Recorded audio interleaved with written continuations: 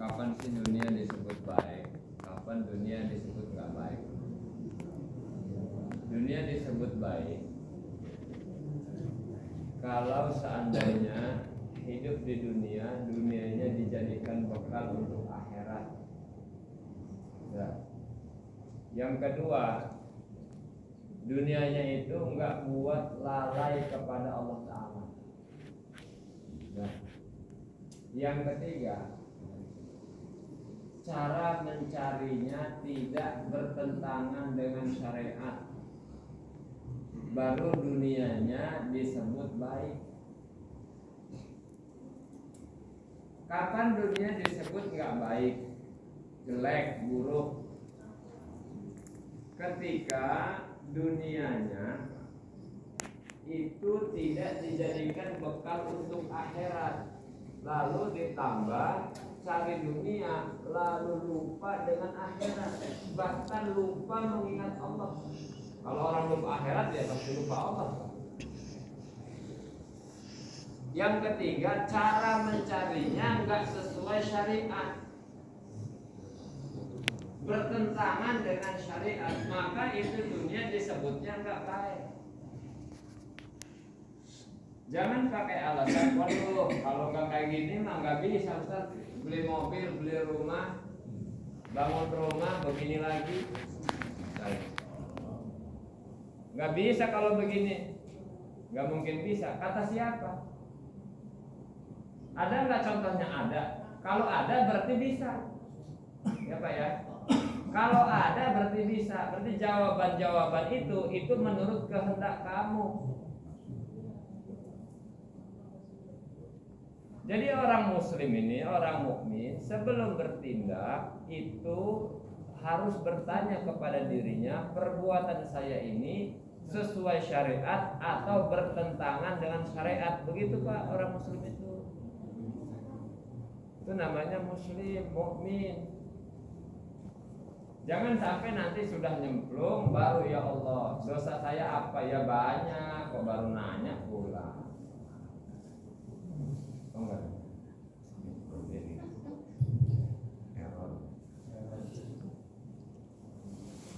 Oke ya Pak, ini penting untuk diperhatikan. Terus, kapan kita disebut muslim? Ngaku muslim ya, orang Islam. Muslim itu orang Islam. Kalau menurut hadis, al-muslim man salimal muslimun biyadihi wa lisanihi. Orang muslim itu dia disebut muslim kalau orang muslim yang lain selamat dari tangannya, selamat dari lisannya, itu muslim. Yang mana hari ini kalau kita kerja, kita dengki sama teman sejawatnya. Iya. Di kantor, di masjid, di pemerintahan, semua hidup dengan kedengkian. Muslimkah kita? Ngomongin orang kemana-mana Pak Riko.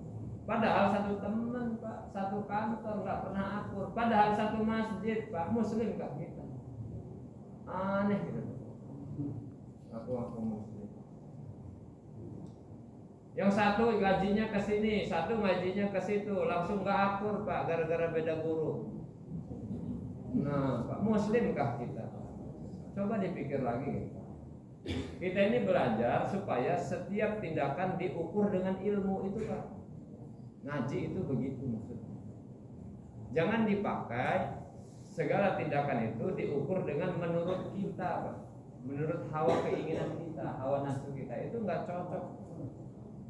Jadi dipikir, sekiranya tindakan saya ini nggak sesuai dengan syariat agama, maka jangan lakukan. Contoh ya Pak. Bapak ini gurunya ini. Ketika bapak gurunya bilang, jangan berteman dengan itu, dia aliran sesat. Tanya, sesatnya di mana? Kan begitu ya Pak. Salah dia di mana? Begitu. Kok saya suruh memusuhi saudara muslim saya? Berarti guru ini yang nggak benar Pak. Ya Pak ya. Salahnya di mana? Jadi jangan terdoktrin gitu. Ya Pak, ingat-ingat Pak. Jangan doktrin. Karena orang awam itu mudah didoktrin.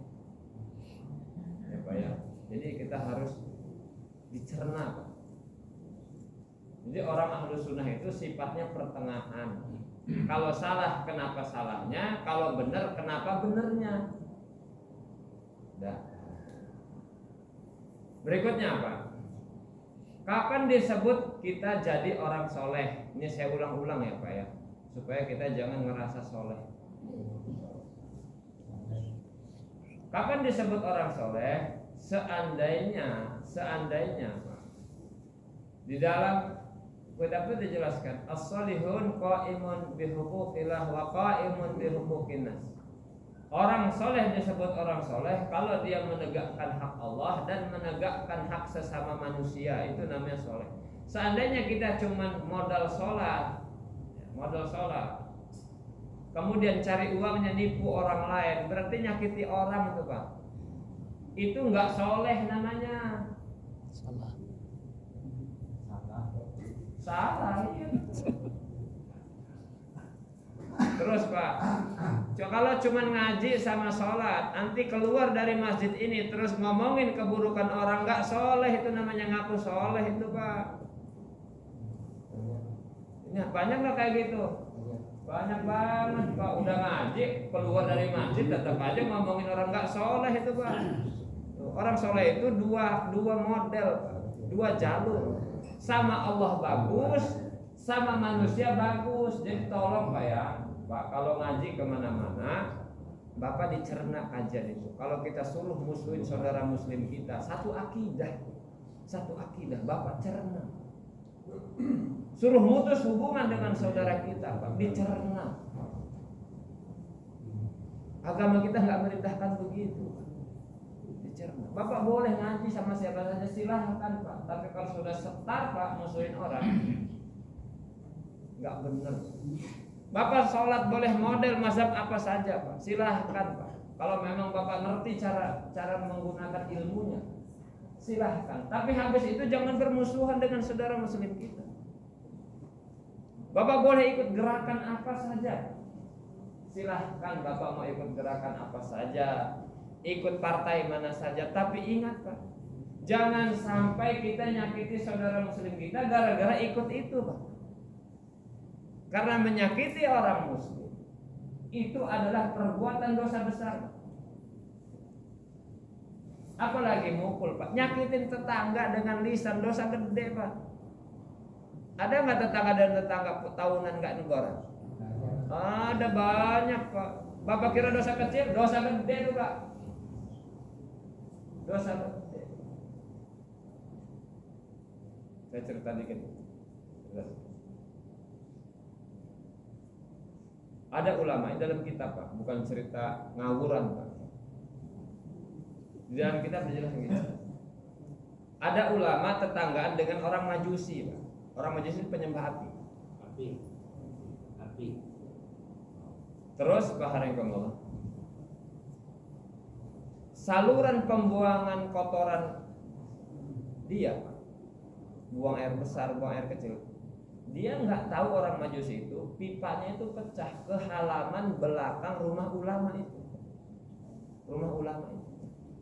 Tahun-tahun, banyak tahun. Nah, ketika ulama itu mau meninggal, tetangganya itu dipanggil.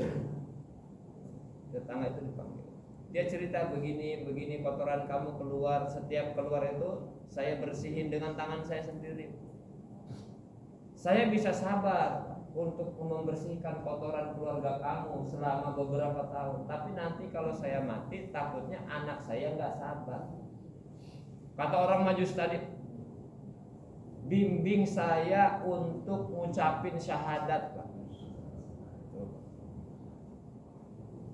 Kesabaran terhadap disakiti tetangga Pak, dikasih tahu Pak. Orang Majusinya minta masuk Islam Pak. Karena apa? Karena akhlak Pak. Akhlak langsung syahadat. Coba minta maaf.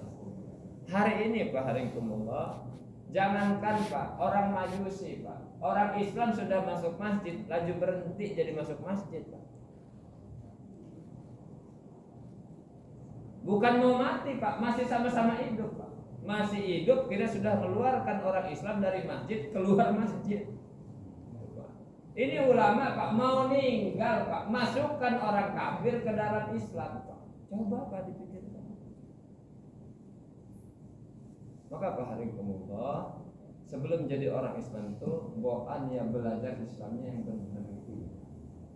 Sehingga hidup itu sesuai arahnya, sesuai jalurnya, sehingga nanti di kuburan selamat. Ya Pak ya, ini tolong diperhatikan hidup kita. Sebentar lagi loh Pak, kita ini mau mati.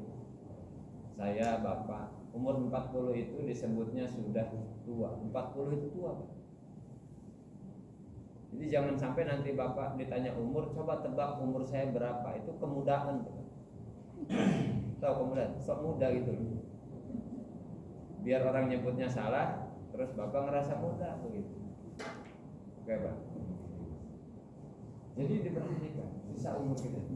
Kalau umur 50 itu disebutnya renta. Kalau 60 renta banget Pak. Jadi tolong sisa-sisa umur itu kita perbaikin diri kita. Perbaikin. Karena kalau sakit jasad sakit Pak, stroke nggak sembuh-sembuh. Nanti kalau mati sembuh stroke-nya. Coba. Diabetes nggak sembuh-sembuh Pak. Nanti kalau mati diabetesnya sembuh Pak. Tapi kalau bawa penyakit Pak, takabur, sombong, ria, sok pamer, ujub ngerasa lebih hebat, sok yes Pak.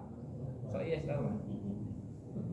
Kebawa mati Pak. Itu bahaya Pak. Yang mana penyakit-penyakit ini ada semua sama kita. Rakus sama harta ya. Ada nggak sama kita Pak? Ada Pak. Dengki sama orang lain, nikmat orang lain dia dengki terus, ada nggak? Ada Pak. Kita tuh nggak boleh kesaing. Kalau kesaing kesinggung. Ini Pak Harifullah. Mati setar mati Pak. Nah disitulah dimulai Pak. Siksaan yang berikutnya. Jadi nggak selesai Pak. Kalau orang punya masalah dengan orang lain, dia anggap bunuh diri selesai, enggak. Kalau orang pernah nyakitin orang, terus di penjara, dia anggap masalahnya selesai dengan penjara, enggak. Ya Pak ya, hati-hati loh Pak. Hidup cuma sebentar loh Pak. Yang punya utang cepat bayar. Yang dulu pernah ngambil uang orang cepat bayar. Yang dulu pernah nambahin 0 di dalam anggaran cepat pulangin. Nah, Bapak, habis semua. Oke, Pak. Tolong diingat-ingat ya, Pak. Yang pernah pinjam riba tobat, lunasin, Pak. Jangan pinjam lagi. Selesai saya. Oke, Pak. Dari sini ada yang tanya, Pak. Sebelum saya lanjutkan masalah ubudiyah ibadah. Enggak ada? Ada. Kita Ustaz tadi itu kan itu masih dengan dia masih Islam. Ini sesama Islam. Sama Islam. Jadi kotoran tumbuhan halaman cuma satu orang. Jadi kita bukan di sini. Kalau ada kesamaan mohon maaf. Kalau ada air murah itu cuma sengaja dialirkan ke sini. Tumbuhan resapan. Gimana pandangan Ustaz? Resapan ada yang dibuang ke sini. Siring kita.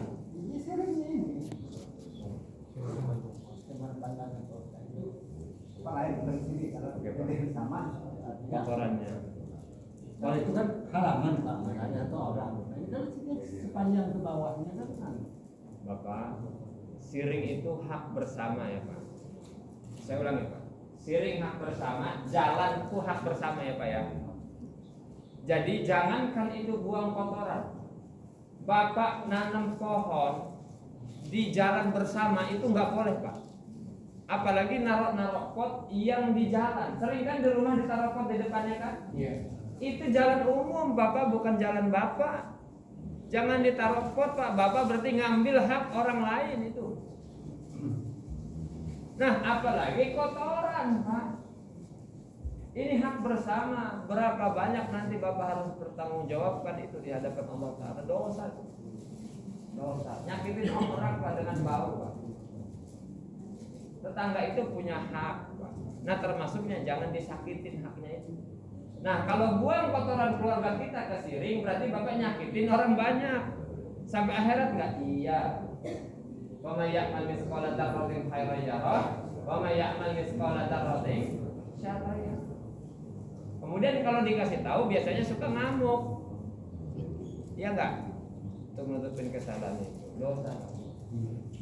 Dosa gede, nyakitin tetangga dosa gede. Ya Pak ya. Nanti Bapak tolong perhatikan Pak. Pohon-pohon di depan rumah itu punya jalan tuh Pak. Bapak singkirkan pot-pot tuh Pak. Punya jalan tuh. Bukan punya Bapak. Mentang-mentang di rumah Bapak depannya Bapak terus kasih pot di situ. Bukan hak kita tuh. Hak orang lain. Satu lagi Pak saya pesan Pak. Kalau Bapak bikin rumah, ini batasan rumah. Bapak siringnya ngambil tanah Bapak, bukan ngambil tanah jalan. Ini mah saking pelitnya orang Konoha itu Pak, ngambil punya jalan. Ya Allah Pak, punya orang bareng itu Pak, ngambil sejengkal Pak, tanah orang lain, dipukul 7 lapis bumi tembusnya Pak, sejengkal. Ini Bapak ngambil berapa meter Pak? Pelit amat Pak. Lingkungan mahal itu Pak, ciri-cirinya jalannya luas. Ini mah pelit amat sih Pak. Ingat-ingat ya Pak. Kita kebanyakan gitu nggak? Iya Pak. Walaupun ada yang enggak. Kenapa jalan ini kok gede, jalan yang sebelah sana kok kecil? Kenapa? Orang yang punya rumahnya ngambil tanah jalan buat siringnya. Nah, saya ingat-ingat ya Pak ya. Tuh. Saya ingat. Makanya jangan ngelanggar hak Pak, bahaya sampai akhirat dulu Pak. Ngalir terus tuh Pak, jadi dosa itu namanya Pak. Tutup Pak, kalau Bapak mau tutup ditutup di beton. Kalau masalah, saya ingatin Pak. Bentar lagi kita mati loh. Ya, monggo Pak. Ada yang tampil lagi Pak. Mana nih? Mbah dulu ya. Kalau ini siring, kalau itu ini pot bunga. Berarti kita bukan di jalan, tapi sebelah kiri. Tanah kita enggak? Ya, sama tuh. Tanah kita atau tanah jalan katanya? Kalau tanah umum nggak boleh Pak. Nggak boleh. Tanah jalan itu punya hak dilintasi oleh orang banyak, bukan di tanah pohon kita. Nggak boleh. Gitu, Bang. Monggo Pak Manta. Kalau pan itu Pak, siring Pak, siring kita tutup kan. Nah terus di atas siring itu kita tanamin bunga, itu gimana? Siringnya punya jalan atau punya kita? Ya dua-duanya gitu kan. Kalau itu mungkin separuh jalan, separuh Ya nggak boleh, jangankan separuh Pak. Sejengkal aja nggak boleh kok separuh, ya nggak boleh. Jangan ditanamin apa Bapak. Bukan ini Pak. Lingkungan alam bagus. Karena pohon itu kan mengeluarkan oksigen. Bukan itu alasannya. Bukan itu alasannya Pak. Jalan itu bukan peruntukan tanaman. Jalan itu peruntukannya jalan. Jadi jangan alasan oksigen. Gak boleh. Ada orang misalnya maling, Pak, maling dari kantor. Saya gunakan untuk masjid kan baik, masjid buat sholat. Nggak boleh Pak. Jalannya itu udah salah, cara menggunakannya itu udah salah. Walaupun pemanfaatan mungkin ada manfaat, tapi karena jalannya salah, maka itu bisa tutup. Iya. Kalau jalur dua itu kan ada tengahnya jatuh. Gimana? Apanya? Jalur dua itu kan ada tengahnya ada pohon. Nah itu kan punya pemerintah bukan milik pribadi. Emang untuk itu peruntukannya. Nggak dilewati. Peruntukannya itu untuk memisah jalan, punya pemerintah. Jadi jangan dinisbatkan punya pribadi dengan pemerintah. Nggak boleh. Tadi dulu kan, pengertian jalan sama bahu jalan. Kan ini jalan, ada bahu jalan. Tapi nggak boleh itu jalan ini bahunya juga. Termasuk bahunya. Itu kan bukan punya kita. Maksudnya begitu loh kan, ada kita punya niat baik. Kata beliau tadi, ini kan lestari lingkungan, kan kesan kalau memang nggak oke, nah, gitu. Punya kita bukan. bukan masalah punya kita tidak mau punya kita Ustaz. Bukan memanfaatkan. Kita perintah, cuma biar indah ya, biar enak dilihat, indah. Bapak, kalau tanah itu jalan Pak ya, bukan pasum ya Pak ya. Tanah jalan tetap nggak boleh. Itu untuk jalan bukan untuk tanah. Peruntukannya itu untuk tanah, untuk jalan. Dengan pemerintah mana? Jalan ini juga. Apa itu? Di pinggir itu nggak boleh muat. Iya, pemerintah ya. Kita ikut. Pemerintah jangan. Ya pinggir jalan ini kan. Dia kan tanahnya punya pemerintah Pak. Iya, kalau kita nggak boleh ngikut Pak. Punya kita bukan. Ya bukan, ya sudah selesai. Ya selesai Pak. Selesai. Bukan punya kita. Ya Pak ya. Bukan punya. Berarti termasuk di sini Pak. Yang kita Obat semua. Ini pasum ini Pak. Pasum fasilitas umum. Nggak boleh kita. Ditanam. Bukan. Ini pasum nggak boleh Pak.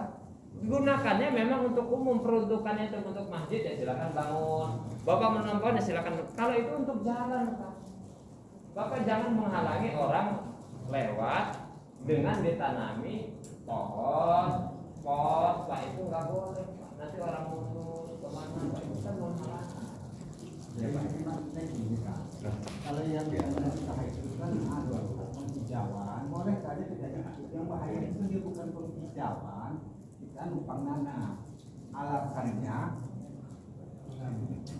itu ini apa? kayak portal itu kan. Iya portal itu kan bukan. Bapak gini saja mudahnya, jangan dibikin masalah, tinggal dikiaskan saja ya Pak ya. Jangan dijadikan pertanyaan kemudian untuk membolehkan perbuatan kita gitu loh. Ya Pak ya. Jadi tinggal dikiaskan saja, nanti terlalu berlarut-larut gitu. Jadi jangan dijadikan pertanyaan, terus perbuatan kita sudah dilakukan kemudian disuruh dibolehkan, cerita itu yang nggak boleh. Jadi tinggal dikiaskan saja. Ya Pak ya. Jangan diperpanjang lagi. Nah, Ya. ini untuk memperjelas saja. Sebetulnya sudah dibahas tadi. Kita tahu bahwa kita nanam tanaman di pinggir jalan tujuannya semata-mata untuk penghijauan, bukan untuk kita miliki. Namun di balik itu sebetulnya anggaplah ini sharing. Kita nanamnya di pinggir sharing ini sekaligus untuk menghindari orang kalau mau nyemplung sharing kan gitu. Kalau saya menilai, mohon maaf ini, kalau saya menilai ajas manfaat dan mudorotnya banyakan mana? Kalau saya seperti itu gimana? Nggak boleh patahnya jalan tuh buat lewat jalan kalau tidak jalan. Oke. Iya. Iya Pak.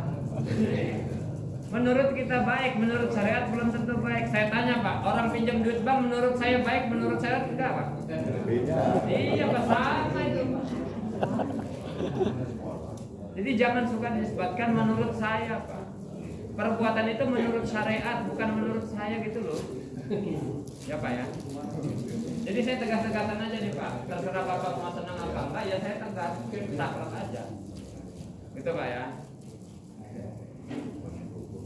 Cuma kalau sebuah nggak boleh terus ditebangin semua, gersang Pak. Nah itu lingkungannya malah jelek.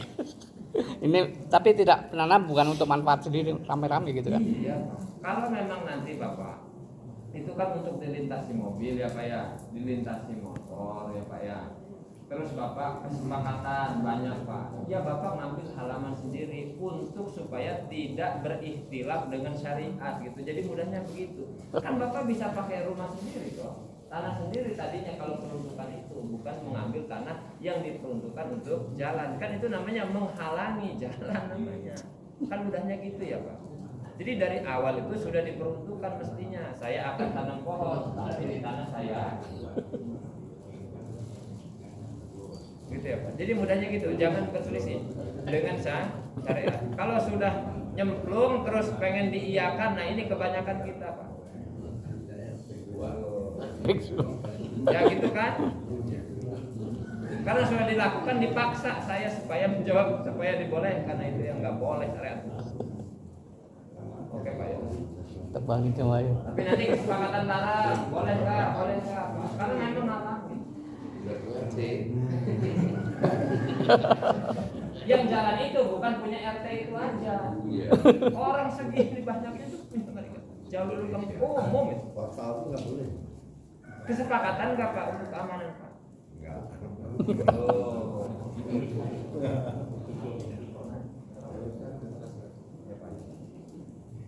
Nah, saya teruskan ya Pak ya. Cukup ya Pak masalah itu. Bapak jangan dibilang perbuatan sudah dilakukan terus Bapak minta syariat mengiyakan. Tolong. Maksa itu Pak. Cuma tugasnya berat ini. Tinggal dikiaskan saja. Bapak. Nah, Bapak, ketika di masjid, usahakan jangan ngomong keduniaan. Ya, Pak. Kenapa? Al hadis fil masjid ya'kulul hasanat kama ta'kulul bahaim hal hashish. Ngomong-ngomong keduniaan di masjid ini akan memakan kebaikan. Amal akan dimakan sebagaimana hewan ternak makan rumput. Jadi kalau sudah di masjid stop ngomong keduniaan. Ya, awas hati-hati loh. Ngomong partai lah, ngomong inilah, aduh. Bukan di sini Pak, di luar lah. Segala macam. Kalau partainya ada diomong apa? Pak, Ngomong politik, Pak. ngomong akhirat saja di sini. Ngomong akhirat. Tapi akhirnya kalau kita nggak boleh itu, umat Islam kita terpinggirkan. Yang masuk itu Ya di kan, DPR apa orang-orang. Nggak boleh ngomongnya Pak, nggak boleh tempatnya. Tempatnya itu bukan di situ. Ya Pak ya. Sudah. Jadi bukan ngeyel. Diskusi Pak. Iya betul. Karena saya pernah mendengar, entah salah pendengaran saya atau bagaimana, zaman Rasulullah itu mengajarkan masalah politik, masalah dunia juga Di masjid. dibahas di masjid. Iya. Nah, kaitannya dengan itu gimana Pak? Itu mah Rasulullah Pak. Rasulullah itu mengajarkan agama di dalam politiknya. Kalau kita mau politik murni pengen nipu orang Pak. Politiknya Rasulullah mah ngajak ke akhirat Pak. Muamalahnya Rasulullah Pak ngajak ke syariat Pak, ngajak ke akhirat. Beda jauh Pak. Itu mah antara langit dan sumur tuh Pak. Jauh banget. Ya Pak ya. Jadi jangan disama-samain Pak, jauh banget Pak. Jadi tolong ya Pak. Beda Pak, beda. Banget bedanya. Yang ngomongnya Rasulullah wala yang tiku anil hawa Pak. Tidak ngomong dengan hawa nafsunya. Kecuali ngomong dengan wahyu Rasulullah. Kok kita malah bilang itu dunia? Masya Allah. Nggak boleh begitu. Oke Pak. Tapi mengajarkan kan? Iya ngajarkan untuk akhirat. Sekarang ngajarkan Pak. Bagaimana caranya syariah menurut Islam akhirat bukan? Bagaimana gadai secara Islam syariat bukan? Sabda-sabdanya ya syariat. Maka ditulis di dalam kitab hadis namanya. Lah kita Pak jauh Pak. Ya, kami bukan membandingkan Pak ya. Namun maksud saya pernah suatu saat saya menerima cerahan dari salah satu ustaz yang mengatakan sebagaimana yang saya sampaikan tadi, karena perang Uhud, perang Badar dan lain sebagainya ini dibicarakan di masjid. Ini kan masalah politik dan lain sebagainya, termasuk pembinaan. Oke, saya tanya, perang Uhud itu bela Islam bukan? Bela Islam bukan Pak? Islam Pak, itu akhirat Pak. Beda jauh Pak, beda jauh. Beda jauh Pak, beda jauh. Jadi jangan dinisbatkan Pak, pembicaraan dunia Bapak itu mengakibatkan akhirat kita bisa jadi rusak Pak di masjid. Jadi kalau memang misalnya ngomong Pak untuk agama, ilmu akhirat silahkan Pak. Nah kadang-kadang orang ini Pak, dia bicara dunia di masjid, bisnis di masjid. Nah ini yang nggak boleh. Ya terserah ya, maksudnya Bapak tinggal dinisbatkan saja. Tinggal dinisbatkan, mudah saja. Nah, kalau di luar itu Boleh. di teras. Di teras. Di luar masjid lah itu. Keluar pintunya itu udah bisa. Udah gitu ya. Ya Pak, ini hadis disebutkan nih Pak. Bapak tinggal nisbatkan ya sudah. Kalau Bapak ngomong dunia, ya di luar kan gitu saja ya Pak ya. Jadi jangan maksa terus Bapak. Nggak apa-apa ngomong di masjid. Udah selesai.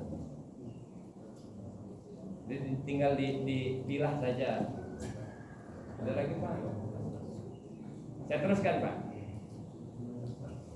Kemudian kalau mati seorang hamba, maka menangis kepadanya tempat sholat dia.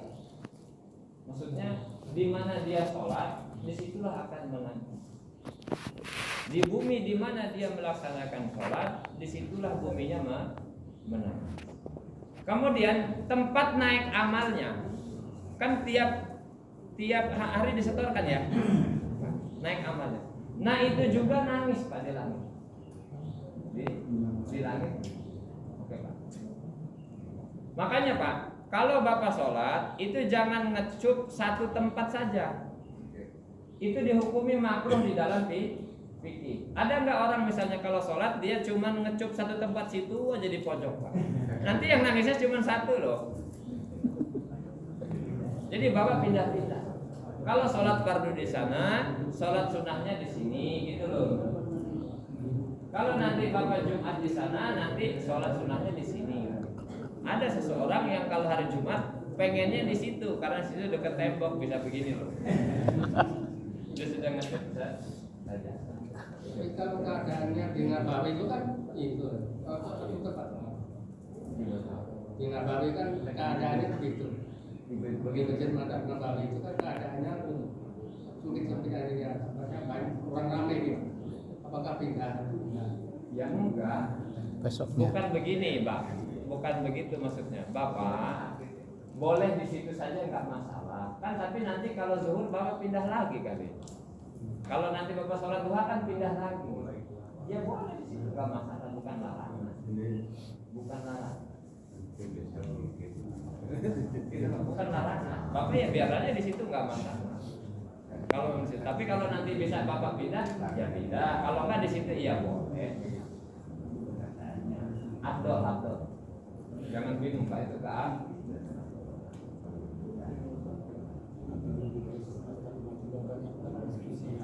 Pertanyaan ini lupa terus karena materinya beda. Materi sudah membahas masalah. Baru ingat saya. Pertanyaan dititipkan, tolong diajarkan soal sujud sahwi. Oh sujud sahwi. Ya, kalau berkenan dipraktekkan Pak, jangan kayak dalam materi kami main masalah. Yang lalu kan nanti bingung, sama memang jadi bukan. Oke. Karena versinya banyak, kan ada setelah sujud, setelah salam, sujud salam, kan? Enggak gitu. Makanya saya bilang ini. Saya Oke, Pak. sampaikan pertanyaannya. Sujud sahwi ini sudah pernah saya praktekkan ya Pak ya. Oh, nah sudah. Bapaknya yang nggak datang. Ya, tapi nggak apa-apa kalau request lagi kan saya. Boleh diulang lagi. Diulang lagi, gitu kan mudahnya gitu ya Pak ya. Dapat pahala double. Double, benar kata Pak.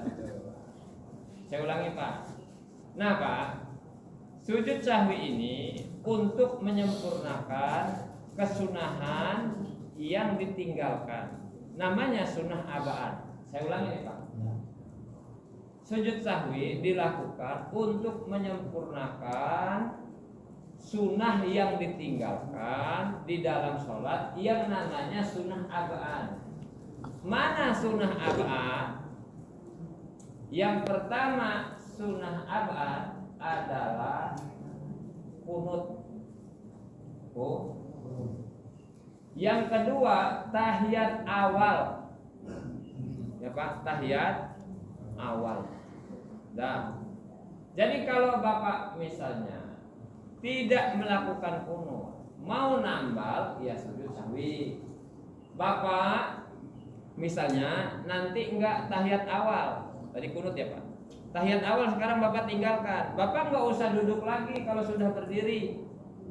Tetaplah berdiri, tapi nanti sebelum salam Bapak sujud sahwi. Mudahnya begitu. Oke, saya praktekkan Pak. Nih, Ibu kedengarkan? Bapak tahiyat awal nih. Ibu lihat ke arah sini. Tahiyat awal, Bapak langsung berdiri. Allahu Akbar, nggak usah duduk lagi. Kalau duduk lagi malah batal sholatnya. Paham ya Pak? Ya. Nah, kalau duduk lagi Bapak batal sholatnya. Karena ini sunnah, berdiri wajib. Bapak sunnah tidak boleh mengalahkan wajib. Kalau sampai Bapak duduk lagi langsung batal sholat. Nah, nanti Bapak tahiyat akhir sebelum salam Bapak sujud 2 kali sujudnya, bukan sekali. Habis tahiyat ya, tahiyat akhir. Jangan salam dulu. Nah, Bapak langsung sujud. Hafal nggak doanya Pak? Saya ajarin ya Pak. Tapi kalau nggak hafal nggak apa-apa. Diam aja nggak apa-apa kalau nggak hafal. Kalau hafal subhana man la yanamu wa la yashku. Subhana man la yanamu wa la yashku 3 kali. Dah. Kemudian duduk lagi begini, duduk iftirosh namanya. Duduk iftirosh. Gini ya Pak. Nggak usah baca apa-apa. Nggak usah tahiyat lagi, nggak usah Pak. Sujud lagi 2 kali. Subhana malayanamu walayasmu 3 kali. Nggak usah tahiyat, langsung salam kalau sudah sujud 2 kali. Assalamualaikum, assalamualaikum. Selesai. Gitu Pak. Mudah ya. Nah. Makan aja.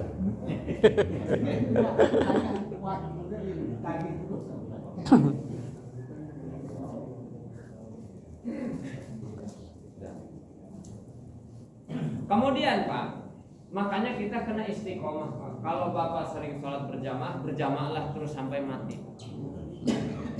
Ya Pak ya.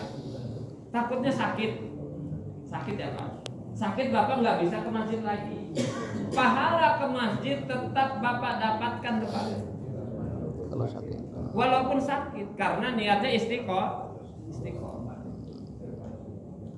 Oke. Jadi penting amal istiqomah itu penting. Bapak punya nggak amal istiqomah? Ke masjid ini termasuk amal istiqomah. Bapak ngaji ya istiqomah, mau berapa lembar kayak sehari. Bapak kalau zikir istiqomah, zikirnya itu gak usah banyak-banyak, lagi semangat 1000, 10.000 Pak. Lemes itu Pak. Yang ke kita tenaga kita masih bisa terus itu Pak. Itu istiqomah, walaupun sedikit iya. Bapak sedekah istiqomah Pak. Istiqomah. Yang halal ya Pak ya. Kenapa? Kata Ibnu Abbas, bumi menangis untuk dia selama 40 subuh Pak. Banyak Pak, Masya Allah. Bapak kadang-kadang sholat di sini, di masjid sini, nanti sholat di sana, begitu Pak. Ya Pak, masjid sini lagi, sana lagi, begitu loh Pak. Jadi muter aja nggak apa-apa, nggak masalah. Tapi di sini dijadikan pokok karena dekat begitu Pak buat Bapak. Tapi kadang-kadang sana, biar jadi saksi loh. Nah, berikutnya, ma min manzilin yanzilu fihi qaumun ila asbaha dzalikal manzil yusalli alaihim aw yal'an. Nah, tidaklah di satu tempat, satu rumah Pak, yang mana dia tinggal di tempat itu, kaum itu kalau pagi-pagi Pak, tempat itu, rumah itu, nanti kalau subuh-subuh, maka bisa jadi dia berdoa rahmat Pak, memohonkan rahmat untuk dia buminya, ataupun melaknat dia buminya tiap subuhnya. Makanya Pak Rahimahullah, jadikan kampung kita itu kampung yang didoakan rahmat buminya. Maka kampungnya dimakmurkan, jangan berantem, akuran, jangan dengkian, nerima kritikan, begitu loh Pak. Jangan pundungan. Bapak mudah lah, kalau Bapak mau pindah kemana-mana pindah ya Pak. Bapak lihat masjidnya. Kalau masjidnya rame, masyarakatnya akur, Bapak tinggal di situ, aman. Kalau Bapak ngeliat, Bapak mau pindah, masjidnya sepi, orangnya pada sibuk, nggak mau ke masjid, waduh Pak, jangan tinggal di situ Pak, bahaya gitu. Nggak ada ketenangan di sini. Jadi barometernya masjid. Ini penting untuk kita dapat. Nah, di dalam sholat, nggak ada nanya kan? Aman ya Pak? Oh ada. Bukannya bagus yang masjid yang pindah itu. Kita membimbing. Bagus ya, bagus kalau bagusnya Mas. Bagus kalau bisa bimbing. Bagus. Kalau Bapak bilang saya mau bimbing di masjid itu bagus nggak? Bagus Pak. Tapi untuk tempat tinggal nggak bagus Pak. Masjidnya seperti itu. Tapi kalau Bapak siap untuk mengkader orang di situ Pak. Tapi kalau kita nggak punya kemampuan untuk mengkader orang di situ, jangan tinggal di situ. Bahaya. Coba ya. Nah, berikutnya 7 perkara yang berasal dari setan Pak. Ketika orang di dalam sholat. Yang pertama Pak, tiba-tiba mimisan. Ada Pak. Yang kedua Pak, ya Pak, yang berasal dari setan, ngantuk. Itu dari setan. Yang ketiga was-was. Allah Akbar, ragu-ragu. Was-was. Iya, rokaat berapa nih? Pak setan tuh Pak. Amok. Ditutup ya Pak. Kalau amok ditutup. Saya masuk. Yang berikutnya kukur tahu? Garu-garu. Nggak gatel nggak apa kok malah main-mainin jenggot aja begini. Dari setan. Kebiasaan. Ada yang gitu ada Pak. Pak, apalagi tolah-toleh Pak. Lagi sholat. Dari setan. Loh Pak, orang tuh kalau sudah sholat nggak kenal kanan kiri. Kalau sudah sholat, ini lagi sholat kenal dengan keburukan orang sebelahnya Pak. Aneh betul gitu. Ini orang lagi ngapain nih? Kok merhatiin orang bukan merhatiin dirimu sendiri Pak. Aneh bin ajaib. Berikutnya Pak. Yang berikutnya, yang terakhir, termasuk godaan dari setan adalah kita bermain-main dengan sesuatu. Main-main, baik main-mainin jenggot, main-main Pak, sambil begini. Suka main-main dengan sesuatu yang ada pada diri dia. Nah kebanyakan suka main ini. Dia mau sendiri mau berjamaah, pokoknya sholat. Pokoknya sholat. Nah, kemudian ketika membaca Fatihah dalam mazhab Imam Syafi'i, imam dan makmum hukumnya wajib ya Pak ya. Imam dan makmum hukumnya wajib. Ketika bapak masbuk, ibu masbuk, nah imam sudah ruku, Fatihah kita belum selesai, maka silahkan bapak langsung ruku. Ini kasusnya beda ya Pak ya. Ini masbuk. Baru maliki yaumiddin. Imam sudah ruku, tapi kita masbuk, maka langsung ruku, enggak usah menyelesaikan Pak. Atau imam sudah ruku, bapak dan ibu nggak sempat baca Fatihah Pak, langsung takbiratul ihram dibarengi dengan niat sholatnya, kemudian nggak usah baca apa-apa, langsung ruku, dapat 1 roh. Ya Pak. Nah, kasus yang kedua, masalah Fatihah lagi. Masalah Fatihah lagi. Nah, kan sering Pak, kalau sholat zuhur, sholat asar, imamnya cepat. Ya, makmum belum rampung. Maka kalau model begini, berarti imamnya cepat, makmumnya pelambat. Ya, makmumnya pelambat. Makmum tetap menyelesaikan Fatihahnya selama imam belum bangkit dari sujud yang kedua. Saya ulangi. Kasusnya begini. Imamnya bacaan Fatihahnya cepat, makmum bacaan Fatihahnya lambat. Nah, ketika dia baru maliki yaumiddin, imam sudah ruku, maka bagaimana sikap makmum? Cepat selesaikan Fatihahnya selama imam belum bangkit dari sujud yang kedua. Disusul saja, enggak masalah. Oke. Sujud yang kedua. Iya, ketinggalan. Enggak apa-apa. Dan berikutnya Pak, kasus berikutnya masalah Fatihah. Jadi disikapi ya, dipilah-pilah ya Pak ya. Dipilah-pilah di kasusnya Pak. Berikutnya imamnya memang cepat Pak. Baru alhamdulillahirabbil alamin arrahmanir rahim. Setiap rakaat dia modelnya kayak gitu cepat. Kita baru arrahmanir rahim dia langsung ruku. Maka kalau model begini Pak, maka Bapak langsung saja ikut ruku, maka tetap sah sholatnya. Ya Pak, ini kasusnya di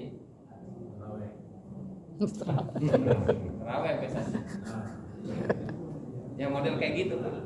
Oke. Kasus berikutnya, ini makmumnya was-was. Kasusnya berada pada makmum. Makmumnya was-was Pak. Al-Fatihahnya diulang-ulang terus Pak. Orang kalau baru dapat hidayah Pak, belajar Fatihah benar, itu biasanya was-was dalam Fatihah. Dan itu dari setan. Suka diulang-ulang. Maka ketika imam sudah ruku, tetap dia selesaikan Fatihahnya. Ketika imam tidak, tetap selesaikan Fatihahnya. Tapi jangan sampai imam turun untuk sujud. Kalau turun untuk sujud, dia dua kelakuannya. Dia niat mufarokoh sama imam. Mufarokoh, ngerti ya Pak? Pisah dari imam. Tetap selesaikan Al-Fatihahnya. Atau dia langsung ngikutin sujud, nanti ditambah dengan 1 rakaat lagi. Nah, dari sini ada yang tanya Pak? Ada yang tanya dari sini? Ini Ustaz, Ya. ini sholat berjamaah, jelas-jelas imam itu semuanya salah. Sudah kita jalankan subhanallah juga tetap betul. Kita harus ikuti imam atau kita misah itu Pak? Oke. Imam masalahnya apa? Imamnya di salah satu rakaatnya kurang gitu lah. Dia Kurang. kata aja. Kurang rakaat. Iya kata kamu. Oke, kurang rakaat kasusnya imam. Harus jelas ya Pak. Imam rakaatnya kurang. Nah, ditegur sama makmum, niat untuk berzikir. Subhanallah. Kata imam, kita imam, kamu orang ngatur-ngatur. Dia enggak ngeh Pak. Maka kalau imamnya kekeh Pak, enggak mau malah salah, Bapak boleh mufarokoh. Nanti Bapak sholat sendiri nambah 1 rakaat. Pisah dari imam, langsung di situ saja nggak apa-apa. Langsung di tempat. Iya, tetap di tempat. Dibatalkan dulu apa langsung? Enggak, langsung di situ tinggal nambah 1 rakaat. Kan dia kurang Pak. Kurang rakaat begitu Pak. Kurang rakaat atau lebih rakaat Pak? Kurang rakaat ya. Kalau lebih. Nah, Bapak langsung mufarokoh. Begitu juga Bapak lebih rakaat. Kalau imam kekeh dia naik, Bapak langsung mufarokoh saja. Langsung pisah dari imam, langsung salam. Salam duluan. Gitu ya Pak. Banting setir istilahnya. Banting setir, kalau imam salah kok diikutin. Nyemplung nanti. Iya. Langsung niat saya bisa dari begitu Pak ya, cara nyikapinya. Ada lagi Pak tanya? Bacaannya apa Pak? Hah? Bacaan niat mufaroqah tadi. Langsung saya dalam hati saya niat bisa dari imam dalam hati. Oh, bahasa Indonesia Nggak ada boleh. bacaan khusus enggak? Bahasa Indonesia ya. Iya. Nah, ada lagi Pak? Habis nih. Cukup ya Pak. Nah, barakallah, mudah-mudahan Pak ubudiyah kita bagus, terus sama orang kita bagus. Dan hati-hati ya Pak, yang paling bahaya adalah dosa yang berhubungan dengan sesama manusia. Hati-hati ya Pak. Karena setiap amal nanti kalau Bapak mati, nah itu akan dibukakan semuanya. Kalau nggak percaya Bapak silakan. Duluan. Mati dulu. Nanti bangun lagi tapi benar Ustaz gitu. Mari kita tutup doa kita kembali. Subhanallah. Asyhadu an la ilaha illallah astaghfirullah. Assalamualaikum warahmatullahi wabarakatuh. Waalaikumsalam warahmatullahi wabarakatuh.